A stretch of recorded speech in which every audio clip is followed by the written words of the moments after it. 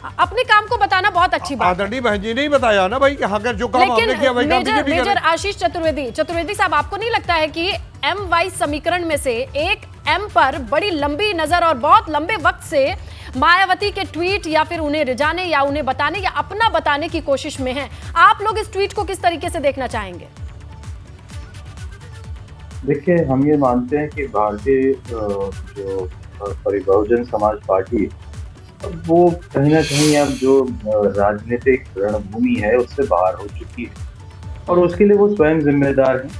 जो भी कारण उनके रहे उस पर चर्चा करना मुनासिब नहीं होगा, लेकिन अब जितने उनके एक विधायक अभी मौजूदा, तो जब आपकी परिस्थिति ऐसी बन चुकी है कि जब 403 विधानसभा में आपके पास एक विधायक बचा है और आगे आने वाले समय में शायद वो भी ना रहे, तो ऐसे समय में आपको कहीं ना कहीं अंतर्मन में झांक के देखना चाहिए कि आपकी ये स्थिति क्यों बनी। और जब आप वो करेंगे तो आप पाएंगे कि जब आप केवल लेकिन मौके पे आशीष जी, कहीं यही अंतर्मन में झांकने के बाद कहीं यही तो नहीं कंक्लूजन किया गया कि दलितों के साथ मुस्लिमों को जोड़ा जाए और वो अगर जुड़ते हैं तो आपके वोट बैंक को तोड़ा जाए? आपको नहीं लगता कि कुछ इसी स्ट्रैटेजी पर आगे बढ़ती आती और बसपा दिखाई दे रही है? देखिए, अब जहाँ बसपा है वहां से अब उसका उठ पाना असंभव सा है। तो वो अपने क्रिकेट और सियासत में आप ऐसा कैसे कह सकते हैं मेजर साहब? आप तो जानते हैं इम्पॉसिबल कुछ नहीं है। अगर यहीं से सियासी पिच बदल दी जाए तो आप कैसे मानेंगे?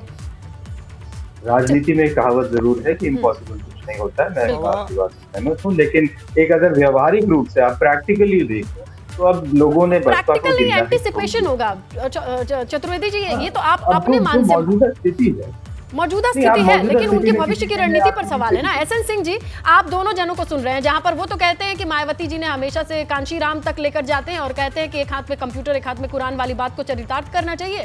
दूसरी तरफ समाजवादी पार्टी को दिखाई नहीं देता है कि मुस्लिम वोट बैंक पर अब मायावती की नजर साफ तौर पर देखी जाती है। लेकिन यह भी कहा जा रहा है कि पसमानदा समाज को जिस तरीके से आप लोगों ने अट्रैक्ट किया कि इन्होंने बहन जी को ट्वीट करने पर मजबूर कर दिया।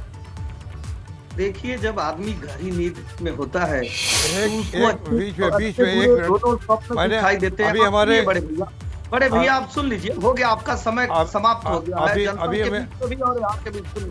देखिए, मदरसे के ढांचे की मजबूती के लिए और दीनी तालीम से लेकर आधुनिक शिक्षा के लिए भारतीय जनता पार्टी की सरकार लगातार प्रयास कर रही है और उसी को लेकर हमारे आदरणीय प्रधानमंत्री जी भी कहते हैं कि एक हाथ में कुरान हो तो दूसरे हाथ में लैपटॉप हो, और जो आधुनिक शिक्षा देने की बात होती है, आधुनिक शिक्षा देने की। लेकिन अब आपने जब ये सर्वे करा लिया, डेटा कलेक्शन कर लिया एसएन सिंह जी, तो ये बताइए बीजेपी अब इस डेटा का करेगी क्या? देखिए, ये डेटा का कलेक्शन हुआ कैसे? पहले ही तो शोर मचाने लगे लोग। जो राष्ट्रीय बाल अधिकार संरक्षण आयोग है उसकी मांग थी कि ये डेटा कलेक्ट किया जाए और तमाम जो पहले भी जो आयोगों की रिपोर्ट आई थी कि जो मुस्लिम भाई हैं हमारे, उनमें शिक्षा की कमी है या गुणवत्ता वाली शिक्षा की कमी है, क्यों नहीं एनसीईआरटी वाली। ये सवाल क्यों पूछा गया इस सर्वे में? ये सवाल क्यों था कि इस मदरसे में फंडिंग कहां से होती है? इसका शिक्षा की गुणवत्ता से तो लेना देना कुछ नहीं है।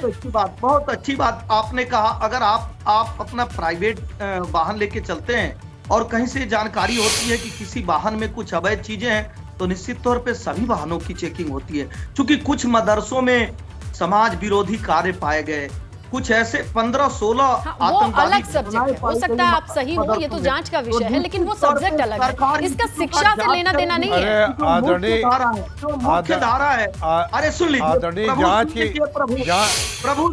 जरूरत तो कई व्यवस्थाओं में है।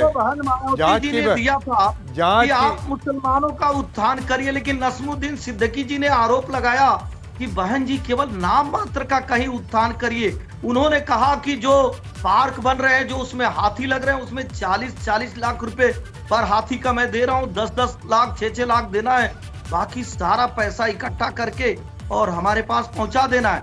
जब आदरणीय अखिलेश यादव जी की उखाड़ने के बजाय अगर हम लोग कोशिश करें कि आने वाले वक्त के लिए थोड़ी सी अच्छी सी अपनी रणनीति, अगर सियासी आप लोग राजनीति करेंगे ही करेंगे क्योंकि आप लोग राजनेता हैं, लेकिन सकारात्मक कीजिए।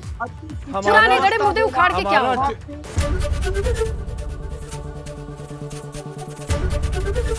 एबीपी गंगा, खबर आपकी, जुबान आपकी।